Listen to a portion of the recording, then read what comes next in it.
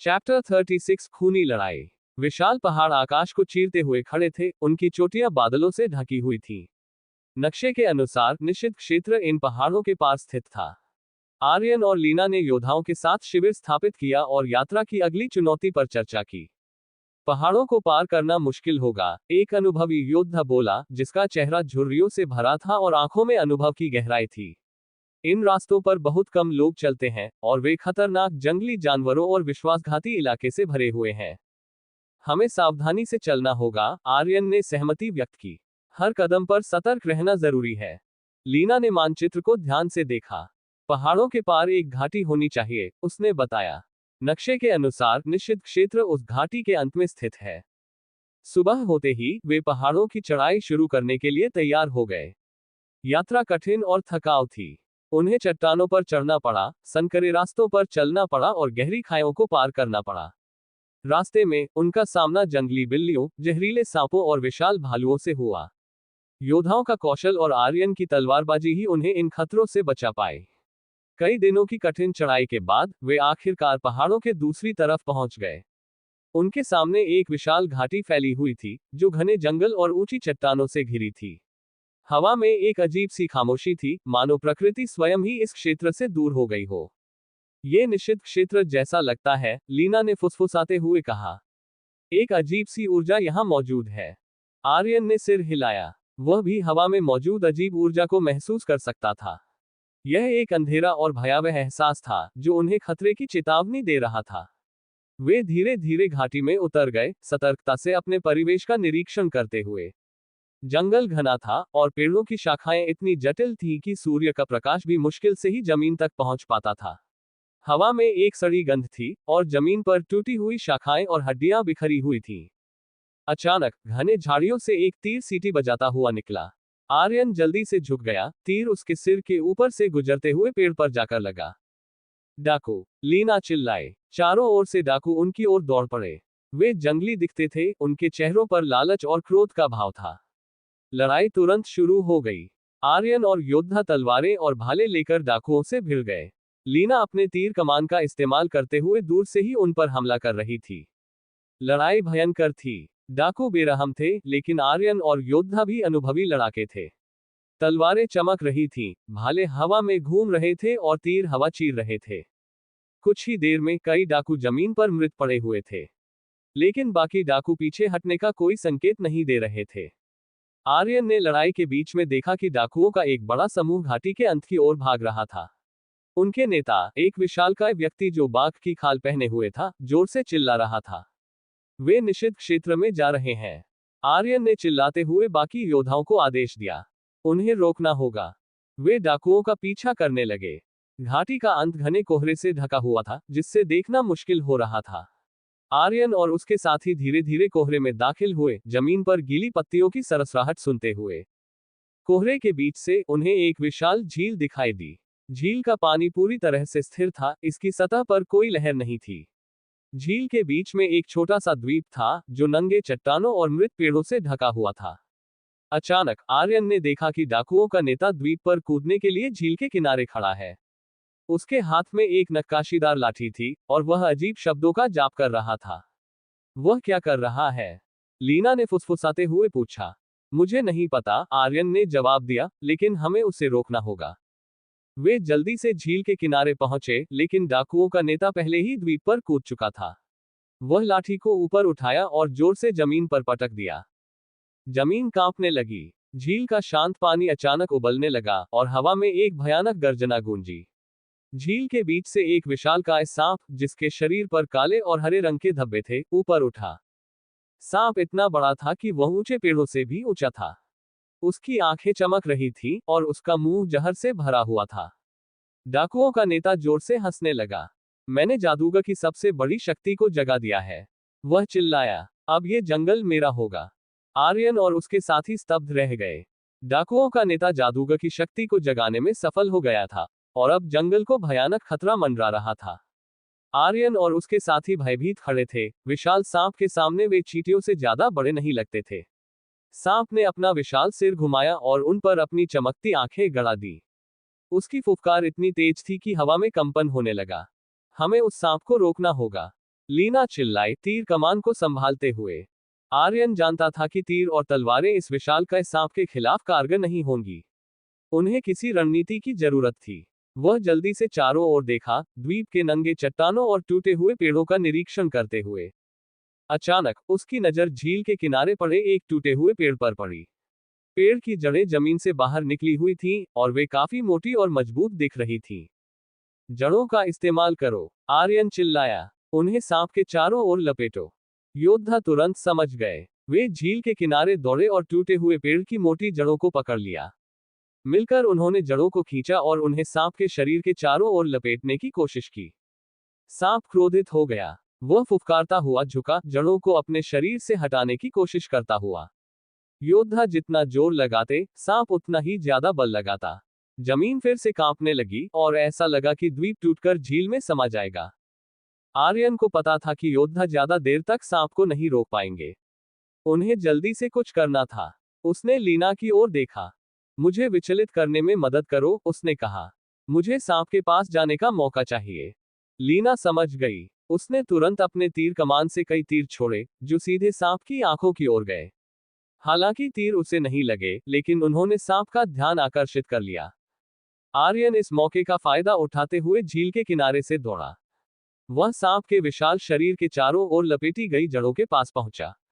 सांप उस पर ध्यान केंद्रित कर रहा था, जिससे आर्यन को जड़ों के नीचे से निकलने का रास्ता मिल गया। वह तेजी से आगे बढ़ा और द्वीप के केंद्र की ओर दौड़ा। वह जानता था कि डाकुओं का नेता कहीं न कहीं होगा। उसे रोकना था। कुछ ही देर में वह द्वीप के केंद्र में पहुंचा। वहां एक छोटा सा मंदिर खड़ा था, जो काले पत्थरों से बना था। मंदिर का दरवाजा खुला था और अंदर से एक हरी रोशनी निकल रही थी। आर्यन ने झट से अपनी तलवार निकाली और मंदिर के अंदर कूद पड़ा। अंदर डाकुओं का नेता खड़ा था, एक वेदी के सामने घुटने टेककर। वेदी पर एक हरे रंग का क्रिस्टल रखा था, वही क्रिस्टल जो पहले जंगल के मंदिर में था। तुम, डाकुओं का नेता चौंकते हुए बोला, तुम यहाँ कैसे पहुंचे? तेरे नापाक इरादों को रोकने के लिए, आर्यन ने गुर्राते हुए जवाब दिया। डाकुओं का नेता हंसने लगा। बहुत देर हो चुकी है। मैंने जादूगर की शक्ति को जगा दिया है और अब ये जंगल मेरा आदेश मानेगा। वह वेदी पर रखे हरे क्रिस्टल को उठाकर ऊपर ले गया। हवा में एक हरे रंग की चमक फैल गई और मंदिर की दीवारों पर अजीबोगरीब आकृतियां। आर्यन ने डाकुओं के नेता को क्रिस्टल को ऊपर उठाने से रोकने के लिए एक छलांग लगाई, लेकिन वह धीमा था। हरे रंग की रोशनी तेज हो गई और मंदिर की दीवारों पर अजीबोगरीब आकृतियां उभरने लगीं। ये आकृतियां जंगली जानवरों, आग की लपटों और मृत पेड़ों को दर्शाती थीं, जो जंगल के विनाश का संकेत दे रही थीं। आर्यन रुका हुआ सा खड़ा था, हरे रंग की रोशनी की तीव्रता से उसकी आंखें चुंधिया गई थीं। डाकुओं का नेता जोर से हंस रहा था, मानो उसने विजय प्राप्त कर ली हो। लेकिन अचानक मंदिर के बाहर से एक तेज आवाज गूंजी। आवाज इतनी तेज और शक्तिशाली थी कि मंदिर की दीवारें हिलने लगी। हरे रंग की रोशनी थोड़ी कम हुई और आर्यन ने देखा कि लीना मंदिर के दरवाजे पर खड़ी है। उसके हाथ में एक प्राचीन वीणा थी। विदुषी माया ने उन्हें यह वीणा दी थी, ये बताते हुए कि प्राचीन काल में इस वीणा का उपयोग प्रकृति की शक्तियों को शांत करने के लिए किया जाता था। लीना को पहले इस वीणा का उपयोग करना नहीं आता था, लेकिन हताशा में उसने इसे अपने साथ ला लिया था। अब जंगल के विनाश के संकेतों को देखकर लीना जानती थी कि उसे कुछ करना होगा। उसने वीणा को अपने सीने से सटाया और आंखें बंद कर ली। उसने विदुषी माया द्वारा बताई गई धुन को याद करने की कोशिश की, एक धुन जो प्रकृति की शांत लय का अनुकरण करती थी। कुछ सेकंड के संघर्ष के बाद लीना ने तारों को छेड़ना शुरू कर दिया। वीणा से एक मधुर संगीत निकला, जो हवा में गूंजने लगा। संगीत शांत और मधुर था, मानो बहती नदी या सरसराहट करती हुई हवा की आवाज हो। हरे रंग की रोशनी धीरे धीरे कम होने लगी। मंदिर की दीवारों पर उभरी हुई आकृतियां फीकी पड़ गईं। विशाल सांप, जो क्रोध से फुफकार रहा था, अचानक शांत हो गया और झील में वापस चला गया। मंदिर के अंदर डाकुओं का नेता हक्का बक्का खड़ा था। क्रिस्टल उसके हाथ से फिसलकर जमीन पर गिर पड़ा। आर्यन ने तुरंत मौका का फायदा उठाया और डाकुओं के नेता को पकड़ लिया। लीना वीणा बजाना बंद कर दिया। संगीत धीरे धीरे फीका पड़ गया, लेकिन जंगल में शांति छा गई। मानो लीना के संगीत ने जंगल को आश्वस्त कर दिया हो कि खतरा टल गया है। आर्यन ने डाकुओं के नेता को जमीन पर पटक दिया। तुम्हारा खेल खत्म हो गया है, उसने गुस्से से कहा। डाकुओं का नेता हार मान चुका था। वह बुदबुदाया, मैंने शक्ति हासिल करने की कोशिश की। मैंने सोचा था कि जंगल मेरा होगा। आर्यन ने जवाब दिया, जंगल किसी का नहीं होता। ये सभी जीवित प्राणियों का घर है और इसकी रक्षा की जानी चाहिए। इस बीच योद्धा द्वीप पर आ गए थे। उन्होंने डाकुओं के बाकी बचे साथियों को पकड़ लिया। लड़ाई खत्म हो चुकी थी, लेकिन जंगल को हुए नुकसान को देखकर आर्यन और लीना का दिल दुखी हो गया। कुछ देर बाद आर्यन, लीना और योद्धा द्वीप से वापस लौट आए। उन्होंने टूटे हुए पेड़ों को साफ किया और जंगल को हुए नुकसान को कम करने की कोशिश की। लीना ने अपनी वीणा का उपयोग करके सूरज ढल चुका था और जंगल सुनहरी शाम की रोशनी में नहाया हुआ था। आर्यन, लीना और योद्धा थक कर चूर होकर झील के किनारे जमा हुए थे। द्वीप से लौटने के बाद उन्होंने लगातार कई घंटे बिताए थे टूटे पेड़ों को साफ करने और जंगल को हुए नुकसान को कम करने में। लीना ने अपनी वीणा का उपयोग करके जंगल की ऊर्जा को शांत करने का प्रयास किया, जिससे जल्दी से ठीक होने में मदद मिल सके। हवा में एक शांति छा गई थी, जो पहले के तनावपूर्ण माहौल से बहुत अलग थी। विशाल सांप अब झील की गहराई में कहीं छिपा हुआ था और हरे रंग की क्रिस्टल जमीन पर बेकार पड़ी थी। डाकुओं को बंदी बना लिया गया था और गुप्त साम्राज्य में नेताजी के सामने पेश होने के लिए तैयार किया जा रहा था। हमने आज बहुत कुछ खो दिया, आर्यन ने उदास स्वर में कहा। जंगल को ठीक होने में काफी समय लगेगा। लीना ने उसका हाथ पकड़ लिया। हमने बहुत कुछ बचाया भी है आर्यन। हमने जंगल को पूरी तरह से नष्ट होने से बचा लिया। आर्यन ने सहमति व्यक्त की। हाँ, तुम सही कह रही हो। और हमने डाकुओं की योजनाओं को भी विफल कर दिया। एक योद्धा उनके पास आया। हमने डाकुओं के नेता से पूछताछ की है, उसने बताया। उसने हमें बताया कि वह एक गुप्त संप्रदाय का सदस्य है जो जादूगर की शक्तियों को वापस लाना चाहता है। उनका मानना है कि जादूगर की शक्ति जंगल को नियंत्रित करने और उसकी रक्षा करने की कुंजी है। आर्यन और लीना एक दूसरे को देखने लगे। वे इस गुप्त संप्रदाय के बारे में विदुषी माया से सुन चुके थे। लेकिन क्या जादूगर की शक्ति जंगल की रक्षा करने का सबसे अच्छा तरीका था? ये सब बहुत उलझा हुआ है, लीना ने कहा। क्या होगा अगर जादूगर की शक्ति जंगल को नष्ट करने के लिए इस्तेमाल की जाती है? हमें और जानकारी जुटानी होगी, आर्यन ने कहा। हमें इस गुप्त संप्रदाय के बारे में सब कुछ जानना होगा और उनकी वास्तविक मंशाओं का पता लगाना होगा। अगले कुछ दिन गुप्त साम्राज्य में गुजरे। डाकुओं को नेताजी के सामने पेश किया गया। उन्हें जंगल को हुए नुकसान के लिए कड़ी सजा दी गई। इसके अलावा नेताजी ने आर्यन और लीना की वीरता की प्रशंसा की और उन्हें जंगल के रक्षक के रूप में सम्मानित किया। लेकिन आर्यन और लीना जश्न मनाने के मूड में नहीं थे। वे जानते थे कि जंगल के लिए खतरा टला नहीं था। जादूगर की शक्ति और गुप्त संप्रदाय का रहस्य अभी भी बना हुआ था। एक शाम विदुषी माया ने आर्यन और लीना को पुस्तकालय में बुलाया। वह उनके सामने कुछ प्राचीन ग्रंथ रखे थे, जिन्हें उन्होंने हाल ही में खोज निकाला था। मुझे लगता है कि मुझे कुछ ऐसा मिला है जो आपकी मदद कर सकता है, विदुषी माया ने मुस्कुराते हुए कहा। ये ग्रंथ जादूगर और उसके द्वारा इस्तेमाल की जाने वाली शक्तियों के बारे में विस्तार से बताते हैं। आर्यन और लीना उत्सुक होकर ग्रंथों को पलटने लगे। ग्रंथों में लिखी प्राचीन भाषा को समझने में विदुषी माया ने उनकी मदद की। उन्होंने पाया कि जादूगर प्रकृति से अपनी शक्ति प्राप्त करता था, लेकिन वह इस शक्ति को संतुलित तरीके से इस्तेमाल न। रात गहरा चुकी थी। पुस्तकालय की मंद रोशनी में आर्यन और लीना प्राचीन ग्रंथों को पढ़ते रहे। ग्रंथों के अनुसार जादूगर प्रकृति से तो शक्ति प्राप्त करता था, लेकिन उसका संतुलन बिगड़ गया था। उसने अपनी शक्ति का इस्तेमाल जंगल को नियंत्रित करने के लिए नहीं, बल्कि उसे अपने अधीन करने के लिए करना चाहा। इसी वजह से जंगल ने विद्रोह कर दिया और जादूगर को दफना दिया। आर्यन ने सिर खुजलाया। तो जादूगर की शक्ति जंगल के लिए खतरा हो सकती है, लीना ने गंभीरता से कहा। लेकिन क्या इसका मतलब है कि जंगल की रक्षा करने का कोई उपाय नहीं है? विदुषी माया ने धीरे से कहा, ग्रंथों में उल्लेख है कि एक प्राचीन अनुष्ठान है, जिसका उपयोग प्रकृति की शक्तियों को संतुलित करने के लिए किया जा सकता है। यह अनुष्ठान जंगल को जादूगर की शक्ति से और किसी भी बाहरी खतरे से बचा सकता है। आर्यन की आंखों में आशा जगी। ये तो बहुत अच्छी खबर है, लेकिन क्या हम यह अनुष्ठान कर सकते हैं? विदुषी माया ने कंधे उचकाए। ये निश्चित रूप से कठिन होगा। अनुष्ठान के लिए दुर्लभ वस्तुओं की आवश्यकता होती है और इसे करने वाले को प्रकृति से गहरा संबंध रखना चाहिए। लीना ने दृढ़ता से कहा, हम जंगल की रक्षा के लिए कुछ भी करने को तैयार हैं। हम अनुष्ठान करने का प्रयास करेंगे। विदुषी माया ने मुस्कुराते हुए कहा, मैं आपकी मदद करूंगी।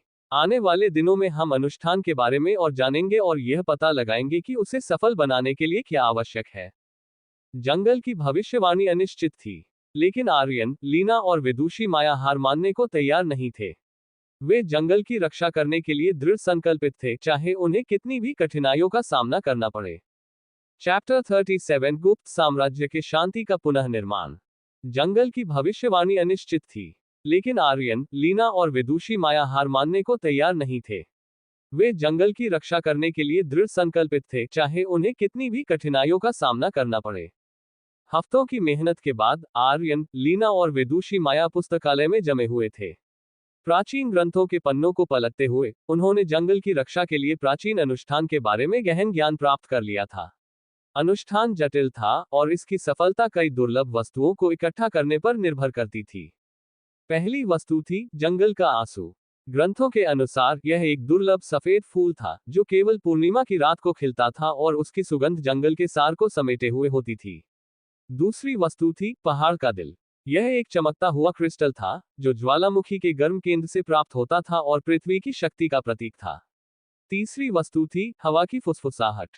यह एक विशेष शंख था जिसे समुद्र के सबसे गहरे भाग से निकाला जाता था और हवाओं और आकाश की शक्ति का प्रतिनिधित्व करता था। ये वस्तुएं जंगल के विभिन्न तत्वों का प्रतिनिधित्व करती हैं, विदुषी माया ने समझाया। जंगल का आंसू वनस्पति जगत का प्रतीक है, पहाड़ का दिल पृथ्वी का प्रतीक है और हवा की फुसफुसाहट हवा और आकाश का प्रतीक है। अनुष्ठान के दौरान इन वस्तुओं को एक साथ मिलाकर प्रकृति की शक्तियों को संतुलित किया जाएगा। ये वस्तुएं कहाँ मिलेंगी? लीना ने पूछा। विदुषी माया ने एक नक्शा खोला जिस पर जंगल के विभिन्न क्षेत्रों को चिन्हित किया गया था। जंगल का आंसू पूर्वी जंगल में खिलता है जहां चांदी की तरह बहने वाली नदी है। पहाड़ का दिल पश्चिमी पहाड़ों में स्थित ज्वालामुखी के अंदर पाया जा सकता है और हवा की फुसफुसाहट दक्षिणी समुद्र के सबसे गहरे हिस्से में छिपी हुई है। तो हमें तीनों दिशाओं में यात्रा करनी होगी, आर्यन ने कहा। यह खतरनाक होगा, विदुषी माया ने चेतावनी दी। पूर्वी जंगल रहस्यमय जीवों से भरा हुआ है, पश्चिमी पहाड़ों में ज्वालामुखी लगातार सक्रिय है और दक्षिणी समुद्र भयंकर समुद्री राक्षसों का घर है। हमें जंगल की रक्षा करने के लिए जोखिम उठाना होगा, लीना ने दृढ़ता से कहा। आर्यन ने सहमति व्यक्त की। हम तैयार हैं। विदुषी माया ने उन्हें यात्रा के लिए तैयार करने में मदद की। उसने उन्हें विशेष औषधियां दी, जंगल के खतरों से बचने के लिए मंत्र सिखाए और यात्रा के लिए आवश्यक उपकरण प्रदान किए। विदाई का समय भावुक था। विदुषी माया ने उन्हें आशीर्वाद दिया और उनके सुरक्षित लौटने की कामना की। आर्यन, लीना और योद्धा जंगल के पूर्वी किनारे की ओर रवाना हुए, जंगल के आंसू की खोज में। पूर्वी जंगल घना था, पेड़ों की छतें इतनी जटिल थीं कि सूर्य का प्रकाश भी मुश्किल से ही जमीन तक पहुंच पाता था। हवा में अजीब आवाजें गूंजती थीं, अदृश्य जीवों की सरसराहट और फुफकार सुनाई देती थीं। योद्धा हर कदम पर सतर्क थे, अपने हथियार तैयार रखकर। कई दिनों की कठिन यात्रा के बाद वे चांदी की तरह बहने वाली नदी तक पहुंच गए। नदी के किनारे, जंगल के घने आवरण के बीच, एक अकेला सफेद। पूर्वी जंगल के घने आवरण के बीच, चांदी की तरह बहने वाली नदी के किनारे, एक अकेला सफेद फूल खिल रहा था। इसकी पंखुड़ियां चांदनी की तरह चमक रही थीं और हवा में एक मीठी, मंत्रमुग्ध कर देने वाली खुशबू फैली हुई थी। ये जंगल का आंसू था, दुर्लभ वस्तुओं में से पहली। आर्यन धीरे से फूल के पास गया, उसकी नाजुक सुंदरता से मंत्रमुग्ध होकर। उसने ध्यान से उसे जड़ से उखाड़ा, ये सुनिश्चित करते हुए कि जड़ों को कोई नुकसान न पहुंचे। लीना ने उसके बगल में खड़े होकर फूल को देखा। ये बहुत सुंदर है, उसने विस्मय से कहा। इसे छूने पर ऐसा लगता है कि मैं पूरे जंगल को महसूस कर सकती हूँ। आर्यन ने मुस्कुराते हुए कहा, ये जंगल का सार है। उन्होंने फूल को सावधानी से लपेटा और अपनी यात्रा जारी रखी। पश्चिमी पहाड़ों तक पहुंचने के लिए उन्हें घने जंगल और खतरनाक दलदलों को पार करना पड़ा। रास्ते में उनका सामना जहरीले सांपों, विशाल मकड़ियों और गुप्त जाल बिछाने वाले पौधों से हुआ। योद्धाओं के कौशल और विदुषी माया द्वारा सिखाए गए मंत्रों की मदद से वे इन खतरों से बच निकले। हफ्तों बाद वे अंततः पश्चिमी पहाड़ों तक पहुंच गए। पहाड़ ऊंचे और नुकीले थे, उनकी चोटियां बादलों को छूती थीं।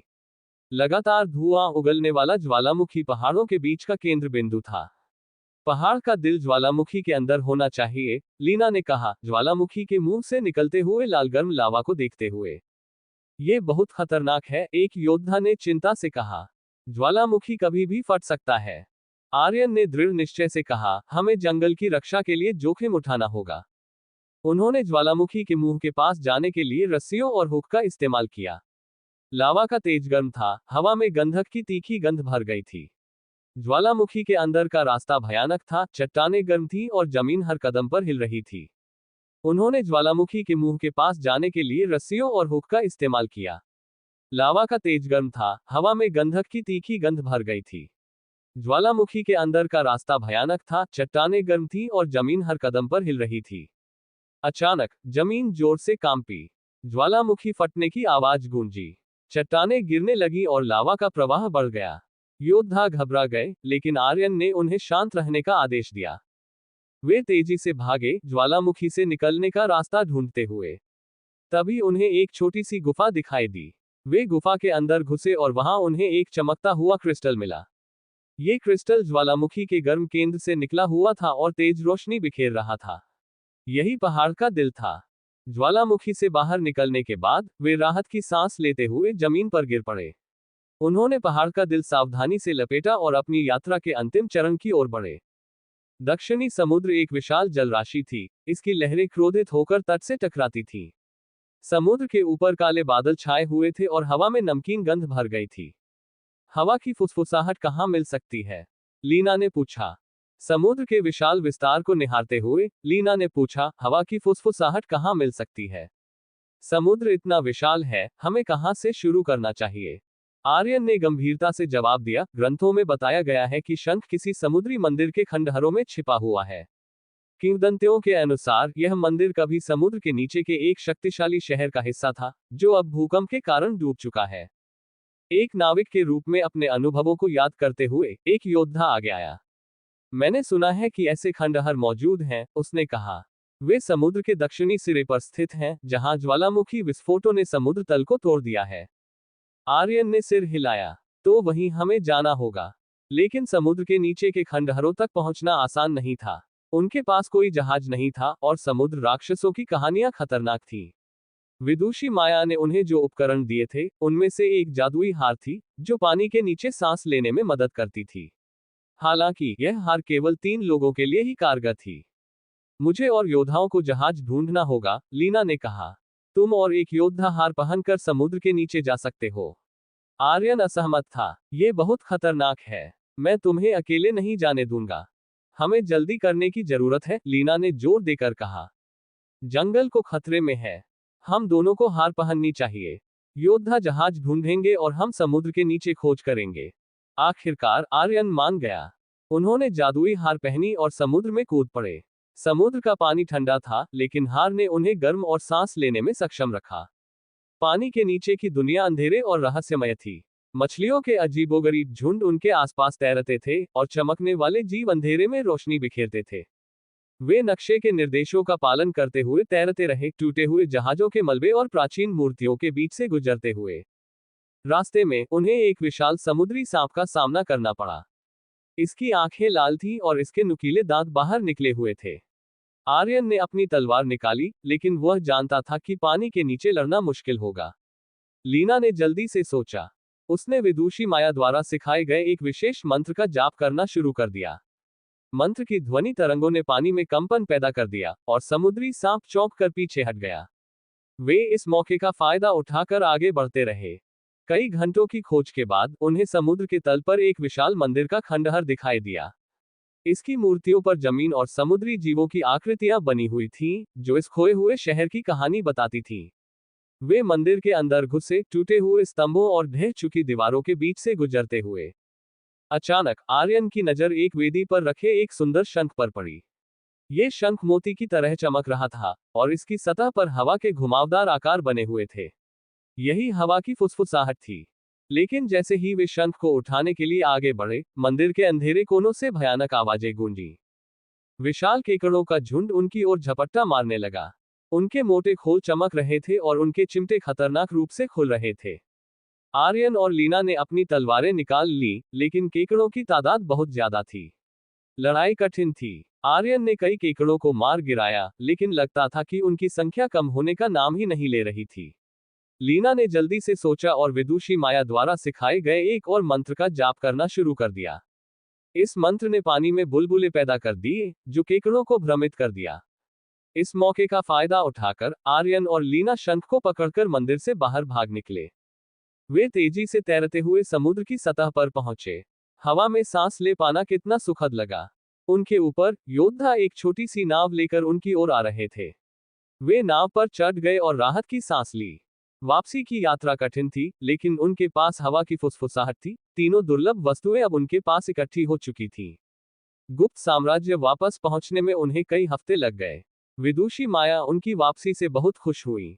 उन्होंने उनकी यात्रा की कहानियां सुनी और उनके साहस की प्रशंसा की। अब जंगल की रक्षा के लिए प्राचीन अनुष्ठान करने का समय आ गया था। अनुष्ठान के लिए एक विशेष स्थान चुना गया था, एक ऊंचा पहाड़ जहां से पूरे जंगल का नजारा दिखाई देता था।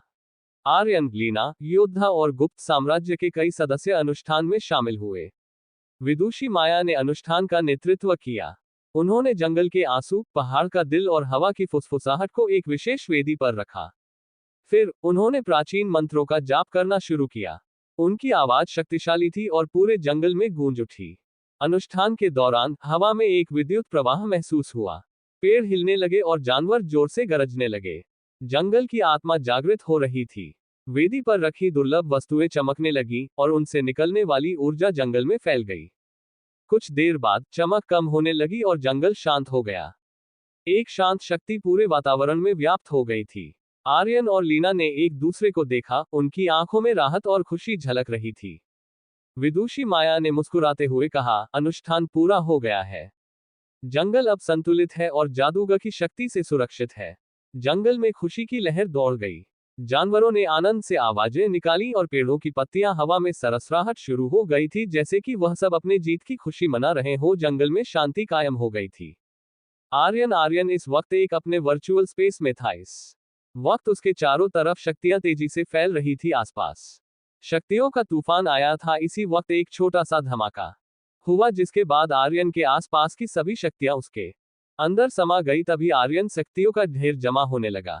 वह उसके कोर के चारों तरफ घूमने लगा। ये बिल्कुल एक कोहरे की तरह था। तभी आर्यन के पीछे एक नीला डेयर आ गया। फिर वहां पर ड्रैगन भगवान की छाया आ गई। फिर दोनों एक हो गए। उनके एक होते ही आर्यन के कोर के चारों तरफ एक ड्रैगन घूमने लगा। तभी आर्यन के पीछे वाले ड्रैगन ने कसके दहाड़ा, जिसके वजह से वहां पर भूकंप आ गया। यही नहीं, इस वक्त पूरी वर्चुअल स्पेस में ये दबाव फैल गया था, जैसे कि कोई शासक हो जिसके सामने सब चीटी हो। ये दबाव तुषार जी पर भी पड़ रहा था। वो आर्यन से थोड़े से दूर चले गए। तभी उन्होंने सोचा कि इस बच्चे का अभी ये हाल है, तो अगर ये बच्चा आगे बड़ा तो कोई भी इसके साथ का नहीं होगा। इस लड़के का भविष्य बहुत बड़ा है। इतना सोचते ही उनको कुछ याद आया। उन्होंने न जाने कितने साल एक छाया के रूप में जी रहे थे। पहले तो उनको कोई आशा नहीं था, पर वह अब आशावादी बन गए थे। उन्हें लगता था कि यह लड़का उन्हें फिर से जिंदा कर सकता था। थोड़ी देर बाद आर्यन ने अपनी आंखें खोली। वह इस वक्त मार्शल मास्टर के पहले स्तर पर पहुंच गया था। उसे ये स्पीड बहुत धीमी लग रही थी। वो जानता था कि उसके दुश्मन बहुत ही खतरनाक है। उसे जल्द से जल्द ताकतवर बनाना होगा। तभी वहां पर तुषार जी आ गए। उनको देखते ही आर्यन के चेहरे पर एक मुस्कान आ गई। तभी तुषार जी बोले, बच्चे, मुझे लगता है कि तुम अकादमी जाना भूल गए हो। उनकी बात सुनकर आर्यन को याद आया, वो गुप्त साम्राज्य की परेशानी में बिल्कुल भूल गया था कि उसे अकादमी जाना था। तभी वह बोला, मास्टर, हमें चलना चाहिए। तभी तुषार जी बोले, शायद तुम्हें याद नहीं तो मैं तुम्हें बता दूं कि टीम एग्जाम से 2 माह लेट हो। एडमिशन बंद हुए पूरे 2 माह हो गए हैं। तभी आर्यन थोड़ा हैरान होते हुए बोला, गुरुजी, क्या हमने यहाँ 3 माह गुजार दिया है? तुषार जी ने बस हमें सर हिला दिया। ये 3 माह कैसे गुजर गया था, सच में आर्यन को भी पता नहीं चला था। तभी आर्यन अपने वर्चुअल स्पेस से बाहर आया और अपने रूम से बाहर आ गया। उसने देखा कि लीना उसका इंतजार कर रही थी। आर्यन को थोड़ा अजीब लगा। लीना आज थोड़ा अलग व्यवहार कर रही थी। वो उसे देखकर बार बार शर्मा रही थी। आर्यन को ये सब समझ में नहीं आ रहा था। वो बस अपना सर खुजला रहा था। तभी लीना ने कहा कि तुम्हें माया ने बुलाया है। उसकी बात सुनकर आर्यन बोला, मैं भी उन्हीं से मिलने जा रहा था। उसकी बात सुनकर लीना की आंखों में एक बेचैनी आ गई। उसके फट से पूछा, और तुम उससे क्या मिलने जा रहे थे? आर्यन ने सिर हिलाया। तो वहीं हमें जाना होगा। अब जंगल की रक्षा के लिए प्राचीन अनुष्ठान करने का समय आ गया था। अनुष्ठान के लिए एक विशेष स्थान चुना गया था, एक ऊंचा पहाड़ जहां से पूरे जंगल का नजारा दिखाई देता था। आर्यन, लीना, योद्धा और गुप्त साम्राज्य के कई सदस्य अनुष्ठान में शामिल हुए। जंगल में खुशी की लहर दौड़ गई। जानवरों ने आनंद से आवाजें निकाली और पेड़ों की पत्तियां हवा में सरसराहट शुरू हो गई थी, जैसे कि वह सब अपने जीत की खुशी मना रहे हो। पहाड़ का दिल ज्वालामुखी के अंदर होना चाहिए, लीना ने कहा, ज्वालामुखी के मुंह से निकलते हुए लाल गर्म लावा को देखते हुए। लेकिन जैसे ही वे शंख को उठाने के लिए आगे बढ़े, मंदिर के अंधेरे कोनों से भयानक आवाजें गूंजी। विशाल केकड़ों का झुंड उनकी ओर झपट्टा मारने लगा। उनके मोटे खोल चमक रहे थे और उनके चिमटे खतरनाक रूप से खुल रहे थे। आर्यन और लीना ने अपनी तलवारें निकाल ली, लेकिन केकड़ों की तादाद बहुत ज्यादा थी। ज्वालामुखी से बाहर निकलने के बाद वे राहत की सांस लेते हुए जमीन पर गिर पड़े। उन्होंने पहाड़ का दिल सावधानी से लपेटा और अपनी यात्रा के अंतिम चरण की ओर बढ़े।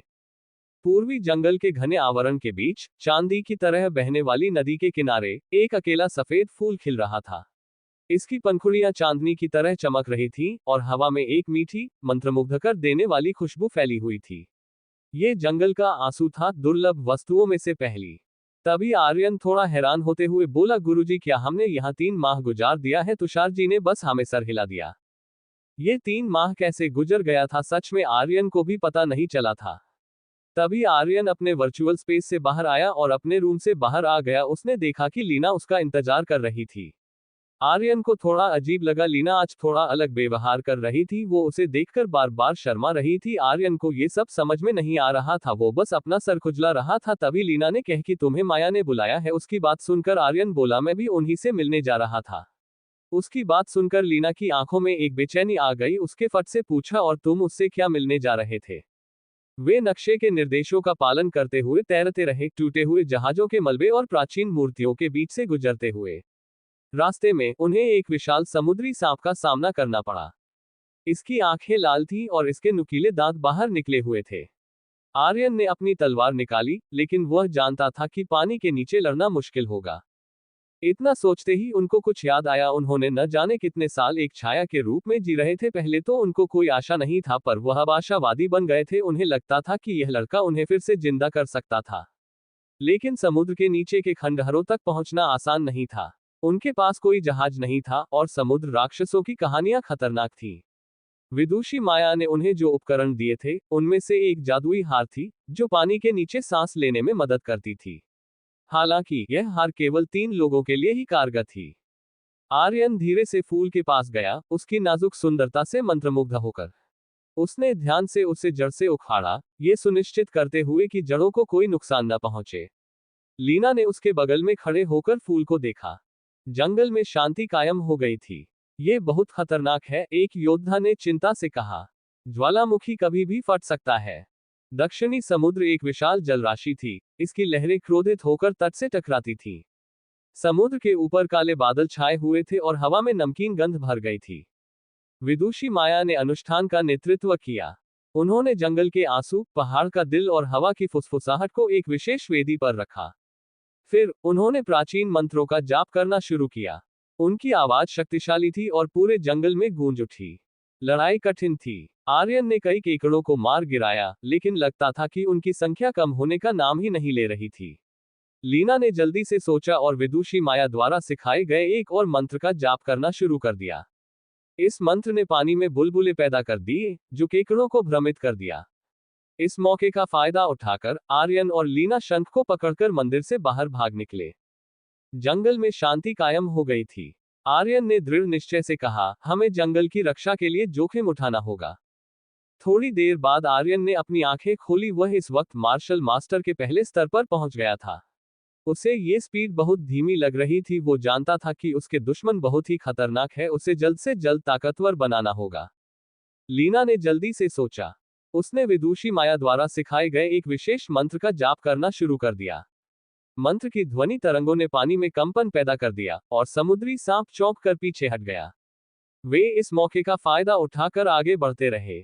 आर्यन इस वक्त एक अपने वर्चुअल स्पेस में था। इस वक्त उसके चारों तरफ शक्तियां तेजी से फैल रही थी। आसपास शक्तियों का तूफान आया था। इसी वक्त एक छोटा सा धमाका हुआ, जिसके बाद आर्यन के आसपास की सभी शक्तियां उसके अंदर समा गई। तभी आर्यन शक्तियों का ढेर जमा होने लगा। वह उसके कोर के चारों तरफ घूमने लगा। ये बिल्कुल एक कोहरे की तरह था। तभी आर्यन के पीछे एक नीला डेयर आ गया, फिर वहां पर ड्रैगन भगवान की छाया आ गई, फिर दोनों एक हो गए। उनके एक होते ही आर्यन के कोर के चारों तरफ एक ड्रैगन घूमने लगा। तभी आर्यन के पीछे वाले ड्रैगन ने कसके दहाड़ा, जिसके वजह से वहां पर भूकंप आ गया। यही नहीं, इस वक्त पूरी वर्चुअल स्पेस में ये दबाव फैल गया था जैसे कि कोई शासक हो जिसके सामने सब चीटी हो। ये दबाव तुषार जी पर भी पड़ रहा था। वो आर्यन से थोड़े से दूर चले गए। तभी उन्होंने सोचा कि इस बच्चे का अभी ये हाल है तो अगर ये बच्चा आगे बड़ा तो कोई भी इसके साथ का नहीं होगा। इस लड़के का भविष्य बहुत बड़ा है। चैप्टर 38 अंधेरे जंगल का खतरा। तभी आर्यन थोड़ा हैरान होते हुए बोला, गुरुजी क्या हमने यहाँ 3 माह गुजार दिया है? तुषार जी ने बस हमें सर हिला दिया। ये 3 माह कैसे गुजर गया था सच में आर्यन को भी पता नहीं चला था। तभी आर्यन अपने वर्चुअल स्पेस से बाहर आया और अपने रूम से बाहर आ गया। उसने देखा कि लीना उसका इंतजार कर रही थी। आर्यन को थोड़ा अजीब कीलगा, लीना आज थोड़ा अलग व्यवहार कर रही थी। वो उसे देखकर बार बार शर्मा रही थी। आर्यन को ये सब समझ में नहीं आ रहा था, वो बस अपना सर खुजला रहा था। तभी लीना ने कह कि तुम्हें माया ने बुलाया है। उसकी बात सुनकर आर्यन बोला, मैं भी उन्हीं से मिलने जा रहा था। उसकी बात सुनकर लीना की आंखों में एक बेचैनी आ गई। उसके फट से पूछा, और तुम उससे क्या मिलने जा रहे थे? आर्यन उसकी बात सुनकर और भी वहम में पड़ गया। उससे समझ में नहीं आ रहा था कि लीना आज उससे ऐसे क्यों बात कर रही थी। फिर भी उसने कहा, मैं जा रहा हूं क्योंकि आज मैं यहां से जाने वाला हूं अपनी शहर। उसकी बात सुनकर लीना अचानक बोली, क्या? आर्यन उसे थोड़ा डाउट नजरों से देखने लगा। उसकी ये नजर देखते ही मारिया थोड़ा सा हड़बड़ाते हुए बोली, मतलब क्या तुम सच में यहाँ आ जा रहे ही? बाहर जाने की क्या जरूरत है, तुम यहाँ पर भी रह सकते हो। उसकी बात सुनकर आर्यन बोला, मुझे जाना होगा, मेरा भी दुनिया है और बहुत सारे अधूरे काम, मुझे अब जाना ही होगा। तभी वे लोग माया के घर पहुंच गए। तभी आर्यन ने उसका दरवाजा खटखटाया। लीना अभी भी बेचैन थी जैसे कि उसका बहुत खास दूर चला गया हो। तभी माया में दरवाजा खोला। उसके दरवाजा खोलते ही आर्यन बोला, मैं अब अपने अकादमी जा रहा हूँ। उसकी बात सुनकर माया भी हैरान हो गई। उसने पूछा, क्या कुछ हुए है या किसी न कुछ कहा है? बताओ, मैं इसे अभी दंड देती हूँ। तभी आर्यन बोला, नहीं सीनियर, ऐसा कोई बात नहीं है। दरअसल मैं त्रिनेत्र अकादमी का छात्र हूं। मैं ऑलरेडी 2 माह बर्बाद कर दिया है यहाँ पर, अब मुझे चलना होगा। उसकी बात सुनकर माया थोड़ा दुखी हुई क्योंकि उसको को आर्यन से लगाव हो गया था। जितना आर्यन ने इस गुप्त साम्राज्य के लिए किया था, कोई अपना भी किसी के लिए नहीं करता। तभी माया बोली, कब जा रहे ही? आर्यन बोला, अभी। उसकी बात सुनकर माया बोली, ठीक है। उसके बाद वो बोली, चली, मैं तुम्हें दरवाजे तक छोड़ देती हूँ। उसकी बात सुनकर आर्यन भी मान गया था। फिर तीनों में दरवाजे तक पहुंच गए। उनके वहां पर पहुंचने से पहले आधा गुप्त साम्राज्य के लोग वहां पर जमा हो गए थे। उन्हें किसी तरह मालूम हो गया था कि आर्यन उन्हें छोड़कर जा रहा है। उनमें सबसे आगे वो योद्धा थे जिनके साथ मिलकर आर्यन ने लड़ाई लड़ी थी। सभी आर्यन को मानने लगे। आर्यन बोला, आप लोगों ने मुझे बहुत प्यार दिया, आपके वजह से मैंने जिंदगी के कई पहलू समझा, पर मुझे अब जाना होगा। मेरे सर पर भी कुछ जिम्मेदारियां हैं जिन्हें मुझे पूरा करना होगा। उसकी बात सुनकर इस वक्त सबकी आंखें हल्की सी लाल हो गई थी। आर्यन उनको इमोशनल देखकर जाना नहीं चाहता था, पर वो जानता था कि वह अपने जिम्मेदारियों से नहीं भाग सकता। उसे अभी बहुत लंबा सफर तय करना था। तभी उसकी कानों में लीना की आवाज गूंजी। वो माया और अपने नेता से बोली, मैं भी आर्यन के साथ जाना चाहती हूँ। माया और उसके नेता नहीं माने। लीना उन लोगों से जिस करने लगी। तभी माया बोली, अगर आर्यन मान गया तो हमें कोई प्रॉब्लम नहीं है। उनकी बात सुनकर वह आर्यन की तरफ उम्मीद भरी नजर से देखने लगी। आर्यन ने मना कर दिया क्योंकि वो जमाना था कि उसकी जिंदगी मुश्किलों से भरी थी और वह इसमें और लीना को खतरे में नहीं डाल सकता। उसकी बात सुनकर तो लीना बिल्कुल जिद कर अड़ गई। आर्यन को भी उसकी बात माननी पड़ी, पर उसने कहा कि वह उसे एक शर्त पर ले जाएगा कि वह हमेशा उसकी बात मानेगी, उसके सिवा किसी को बात न सुनेगी और न किसी से बात करेगी। आर्यन जानता था कि लीना अभी दुनिया के तौर तरीकों से अनजान थी। वो स्वभाव से अभी भी बिल्कुल किसी 5 साल की बच्ची की तरह थी, इसीलिए उसने उसके हित के लिए उसके सामने शर्त रखा था। लीना को तो उसके शर्त से कोई फर्क नहीं पड़ता था। आर्यन ने उसे अपने साथ ले जाने की बात कर दी, इसके लिए इतना ही काफी था। वह दौड़कर गई और आर्यन के गले लग गई। वे दोनों अभी सबके सामने थे। आर्यन को इस वक्त बहुत ज्यादा शर्म आ रही थी। तभी माया खखरने की एक्टिंग की। लीना उसे अजीब नजरों से देखने लगी। तभी माया बोली, ठीक है, तुम दोनों जा सकते हो, पर आर्यन जो तुम्हारे साथ जा रही है वह कोई आम लड़की नहीं है, वह हमारी अगली उत्तराधिकारी है, तो उसका ध्यान रखना। आर्यन बोला, आप घबराए मत, मैं इसका खुद से ज्यादा ख्याल रखूंगा। तभी माया बोली, तुमने जो हमारे लिए किया है मैं उसका बदला कभी नहीं चुका सकती, पर मेरे पास कुछ है। उसके बाद उसने आर्यन की एक बॉक्स दे दिया। आर्यन ने उस बॉक्स को बिना देखे अपने अंगूठी में रख लिया और बोला, इसके लिए आपका बहुत बहुत धन्यवाद, पर मैंने जो आपके लिए किया वह मेरा फर्ज था। कुछ देर बात करने के बाद आर्यन और लीना गुप्त साम्राज्य से बाहर आ गए। वे दोनों अकादमी के लिए राजधानी की तरफ जाने लगे। इस वक्त लीना आर्यन के आगे आगे बच्चों के तरह फुदकते हुए चल रही थी। ये लीना पहले वाली लीना से बहुत अलग हुई थी। जब से गुप्त साम्राज्य का परेशानी खत्म हुई थी तब से आर्यन को लीना थोड़ा बदली सी लग रही थी। तभी आर्यन का ध्यान लीना के कपड़ों पर गया। उसने वहां पुराने जमने वाली कपड़े पहना हुआ ताज उसके कैसे से सिर्फ उनसे गुप्त अंग ही ढक रहे थे। आर्यन को लीना का सबके सामने ऐसा जाना अच्छा नहीं लगा। उसने जारा से बोला, क्या वह लीना के लिए कपड़े ला सकती है?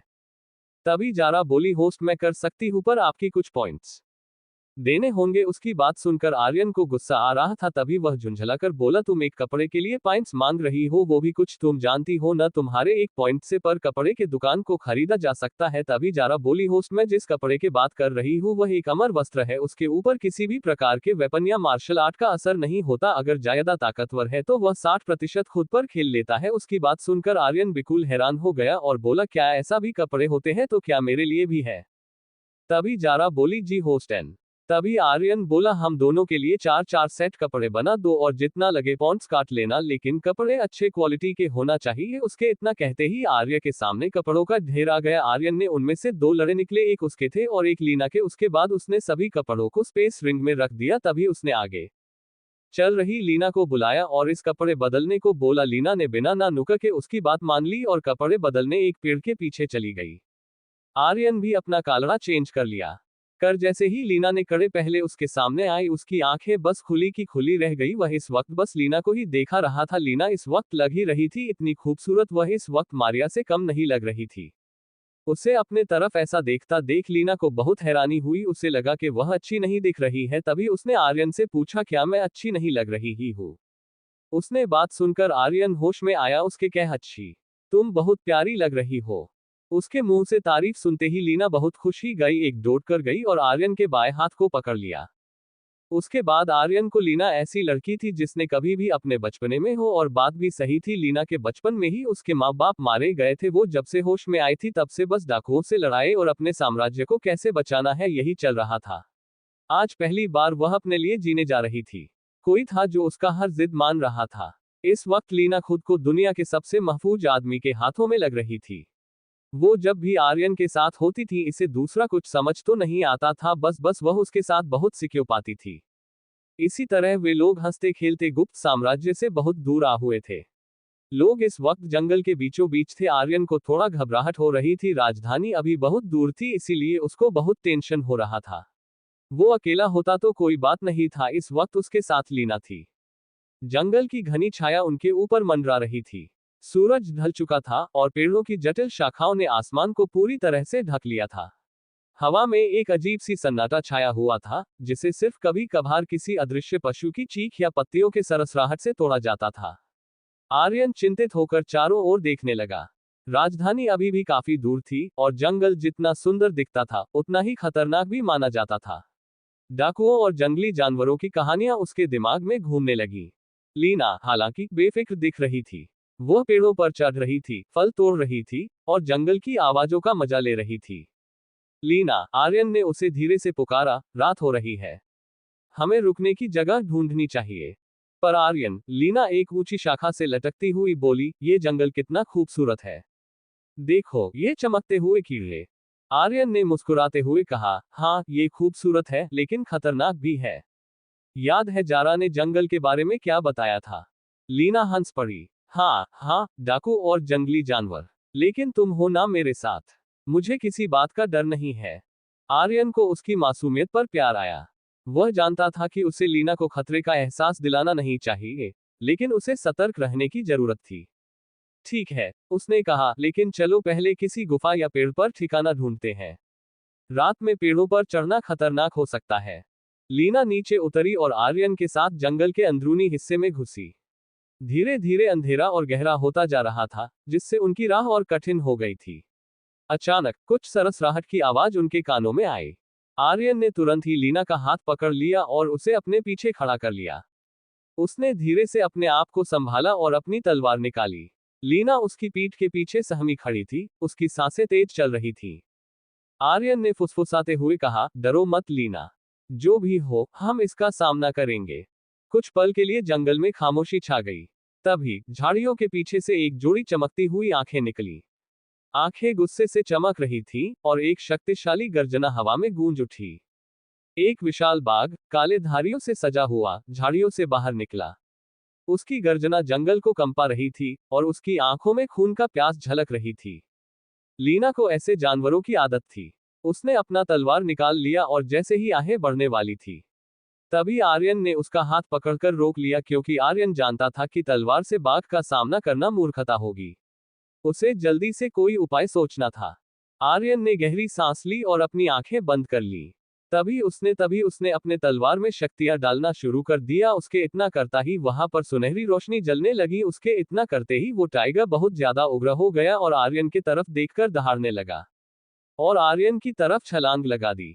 तभी आर्यन ने हेवनली थंडर स्वॉर्ड को एक्टिव कर दिया, जिससे उसके तलवार से और भी ज्यादा रोशनी निकलने लगी। वो हर एक चीज को काटने पर उतारू हो गई थी। इस वक्त आर्यन को लीना के सेफ्टी का भी ख्याल आ रहा था, जिसके वजह से आर्यन ने अपनी कुछ ज्यादा ही सख्ती उसे कर लिया, जिससे उसकी तलवार और भी खतरनाक हो गई थी। आर्यन भी उस बाघ की तरफ भागा और बाघ के नीचे से स्लाइड करते हुए बाघ के नीचे ने दूसरी तरफ निकल गया। उसके इतना करते ही बाघ 2 कदम आगे बढ़ा और वही गिर गया। उसका आर्यन ने उसे बीच से फाड़ दिया था। लिया के लिए ये सब आम बात थी, इसीलिए उसे कुछ फर्क नहीं पड़ा। तभी आर्यन ने बोला, चलो खाने का इंतजाम हो गया। तभी ला ने बाघ के सिर से उसका मनका निकाला और अपने पास रख लिया। फिर उसने एक पेड़ से दूसरे पेड़ पर एक लोहे की सरिया में फंसाकर टांग दिया। तभी लीना बोली, पर इसे भूनेंगे। जैसे उसकी बात सुनकर आर्यन मुस्कुराने लगा।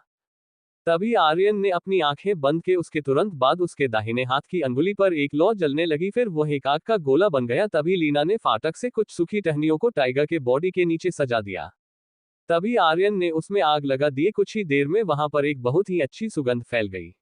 लीना के मुंह में तो अभी से पानी आ रहा था। तभी उसने कहा, क्या हम अभी खा सकते हैं? मुझे ना बहुत भूख लगी है। उसकी बात सुनकर आर्यन के चेहरे पर एक मुस्कान आ गई। तभी उसने है में सर हिला। तभी लीना उठी और जाकर सीधा एक छारिया निकल लिया। तभी आर्यन ने उसे रोका। लीना इस वक्त उसे गुस्से से देख रही थी, जैसे कि आर्यन उसका सबसे बड़ा दुश्मन हो। आर्यन ने जब लीना के चेहरे का भाव देखा तो उसके चेहरे पर हंसी आ गई। उसको खुद पर हंसाया देखा लीना ने अपना मुंह फुला लिया और जाकर दूसरी तरफ बैठ गई। आर्यन पहले मुस्कुराया और फिर उसमें टाइगर के मांस पर मसाले लगा दिया। उसके बाद उसने अपने पास से एक थाल निकला और उसने टाइगर के मांस को रखकर लीना के पास चला गया। चैप्टर 39 फिनिक्स भगवान का वंशज। तभी लीना उठी और जाकर सीधा एक छारिया निकल लिया। तभी आर्यन ने उसे रोका।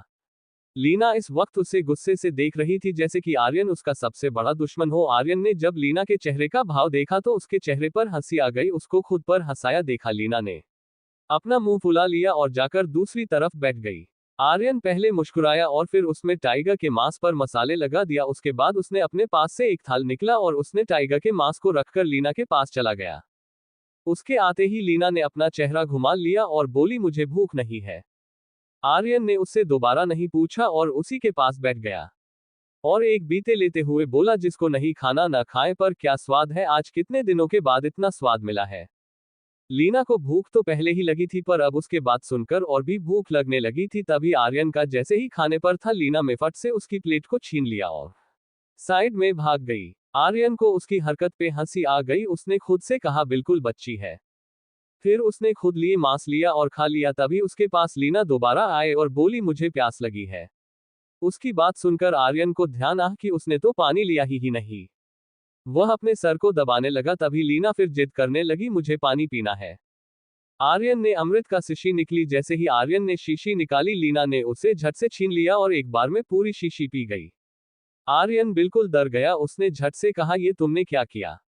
उसके इतना कहते ही लीना के बॉडी में दर्द होने लगा। तभी लीना दर्द से चिल्लाने लगी। आर्यन बिल्कुल घबरा गया, क्योंकि उसकी एक बूंद कोई मार्शल राजा भी नहीं बर्दाश्त कर सकता, पर लीना ने तो पूरा शीशी निगल गई थी। उसने जल्दी से जारा से बोला, जारा जल्दी बताओ मैं क्या करूं? उसके इतना कहते ही जारा ने जल्दी कहा, हिस्ट आप जल्दी से जाकर लीना का हाथ पकड़े। या के इतना कहते ही आर्यन जल्दी से आगे बढ़ फिर दोनों वर्चुअल वर्ल्ड में पहुंच गए। तभी आर्यन ने पूछा, तुमने हमें वर्चुअल वर्ल्ड में ले आए? तभी जारा बोली, होस्ट ये लड़की किसी देवता की पुनर्जन्म है। ये अपनी पुरानी यादें फिर से पाने वाली है और शायद अपनी ताकत भी। आर्यन को बहुत हैरानी हुई। तभी उसने कहा, इससे वर्चुअल वर्ल्ड में आने से क्या मतलब? तभी जारा बोली, होस्ट जब ये अपनी असली रूप में आएगी तो इसके चारों ओर देवियों और शुद्ध ऊर्जा बहने लगेगी, जिससे यहाँ पर कई ताकतवर लोगों का ध्यान खींच सकती है। उसकी बात सुनकर आर्यन को बहुत हैरानी हुई। तभी उसने कहा कि पर उसने तो पूरा शीशी को पी लिया था, उसे कुछ होगा तो नहीं।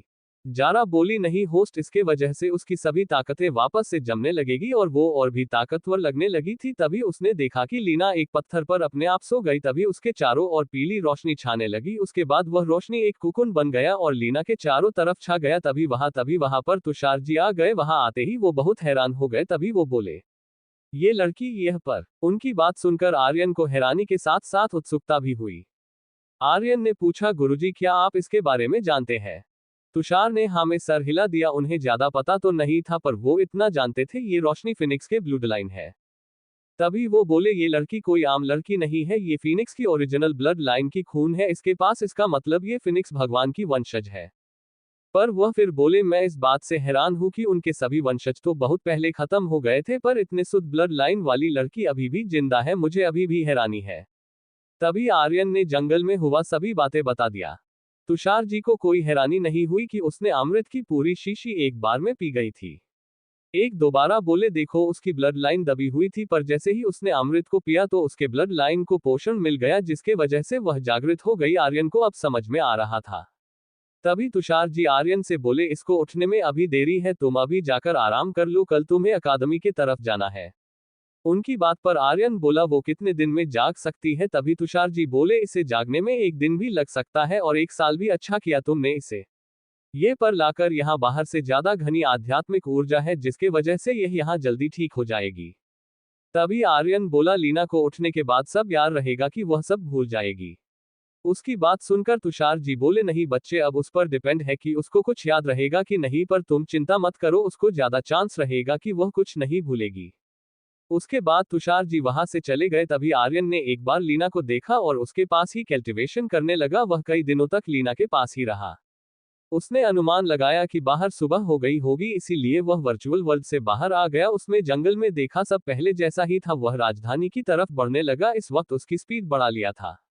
कई दिनों तक तो आर्यन को कोई परेशानी नहीं हुई, लेकिन वह जैसे ही जंगल के आखिरी में पहुंचने वाला था तभी उसको आसपास कुछ गड़बड़ महसूस हुआ। तभी वह रुक गया और एक पेड़ में पीछे छुप गया। तभी उसने देखा कि एक बहुत ही खूबसूरत लड़की को 3-4 लोगों ने पकड़ लिया था। तभी वो सभी एक प्रकार के ही कपड़े पहने हुए थे। उन्हें देखने से लग रहा था कि वे लोग एक किसी अकादमी के लड़के थे, पर आर्यन इस कपड़े को नहीं पहचानता था। तभी उसने ध्यान दिया कि उस लड़की ने अच्छी सी कपड़े पहना हुआ था, पर उसके चेहरे पर इन चारों आदमियों को देखकर भी उसके चेहरे पर कोई घबराहट नहीं आया था। वो थी उनकी देखकर मुस्कुरा रही थी। तभी उनमें से एक लड़के ने कहा, आज तो हमारी लॉटरी ही लग गई, हमारे हाथ राजकुमारी ही लग गई है। तभी एक लड़का अपने होंठों पर जीभ फिराते हुए बोला, बड़े भाई इसको देखकर बहुत ही खुश होंगे, इसके लिए तो हमको बहुत बड़ा इनाम मिलेगा। उनकी बात सुनकर आर्यन को बहुत गुस्सा आ रहा था। ले वह लड़की बिल्कुल शांत थी, उसके ऊपर उनके बातों का कोई असर जी नहीं पड़ रहा था। तभी आर्यन को उनकी बातों का ध्यान आया। उन्होंने कहा था कि राजकुमारी। आर्यन को याद आया कि उसने सुना था कि मिथिल राज्य के राजा की एक राजकुमारी थी जिसका नाम राजकुमारी जैस्मीन था। जी बहुत ही खूबसूरत थी। लीना और मारिया को टक्कर तो नहीं दे सकती थी, पर वह उससे कम भी नहीं थी। तभी उसके कानों ने एक मीठी आवाज गूंजा। यह आवाज इतना प्यारा था कि कोई भी मदहोश हो सकता था। जैस्मीन बोली, मुझे नहीं लग रहा है कि ये तुम लोग ही की बस ने बात है, नहीं लग रहा कि तुम कुछ कर पाओगे, वरना अभी तक कुछ कर दिया होता।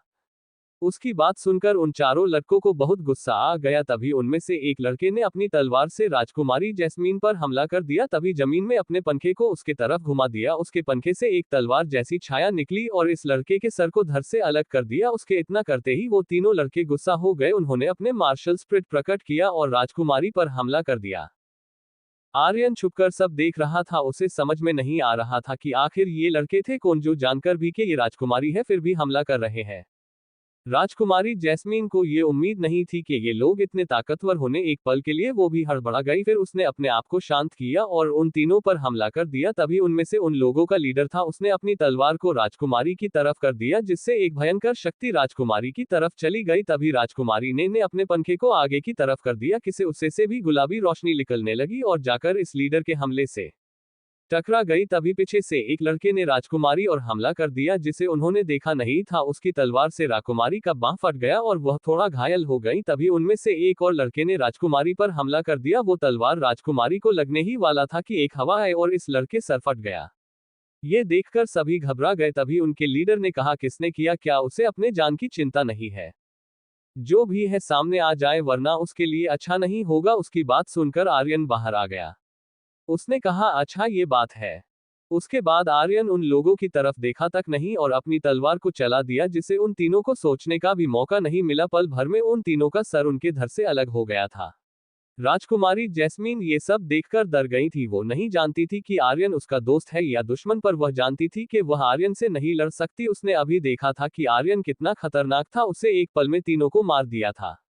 तभी आर्यन राजकुमारी जैस्मिन की तरफ मुड़ा, जो उसे देखकर डर रही थी। तभी आर्यन बोला कि राजकुमारी आप डरे मत, मैं त्रिनेत्र अकादमी का छात्र हूँ। उसके बाद उसने गायत्री जी की दी हुई टोकन निकलकर दिखा दिया। जैस्मिन ने जैसे ही टोकन देखा, उसको थोड़ा राहत मिली, क्योंकि वह उस टोकन को अच्छे से पहचानती थी। तभी आर्यन ने पूछा, आप जानती है कि इस जंगल में खतरा है, पर फिर भी आप अकेली ये यहाँ पर चली आए, आपको डर नहीं लगता? हैश कहानी का अगला अध्याय, राजकुमारी का रहस्य। आर्यन, राजकुमारी आप जंगल में अकेले क्या कर रही थी? जैस्मीन थोड़ी घबराहट में, मैं बस घूमने आई थी। आर्यन शक करते हुए, घूमने आई थी इस घने जंगल में? जैस्मीन हकलाते हुए, हाँ, मैं प्रकृति का आनंद लेना चाहती थी। आर्यन को जैस्मीन का व्यवहार संदिग्ध लग रहा था। वह जानता था कि राजकुमारी कभी भी अकेले जंगल में नहीं जाती थी। आर्यन, राजकुमारी आप मुझसे कुछ छुपा नहीं रही है? जैस्मीन निश्चय से नहीं, मैं कुछ नहीं छुपा रही हूं। आर्यन आग्रह करते हुए, राजकुमारी मुझे सच बताएं।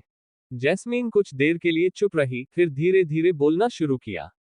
जैस्मीन दुखी आवाज में, आर्यन मैं एक रहस्य छुपा रही हूं। आर्यन ध्यान से सुनते हुए, क्या रहस्य? जैस्मीन, मेरे पिता राजा वीरेंद्र बीमार हैं। डॉक्टरों ने कह दिया है कि उनके पास ज्यादा समय नहीं बचा है। उसकी बात सुनकर आर्यन बिल्कुल हैरान हो गया। उसने कहा कि राजा बीमार है? जैस्मीन ने बस हमें सर हिला दिया।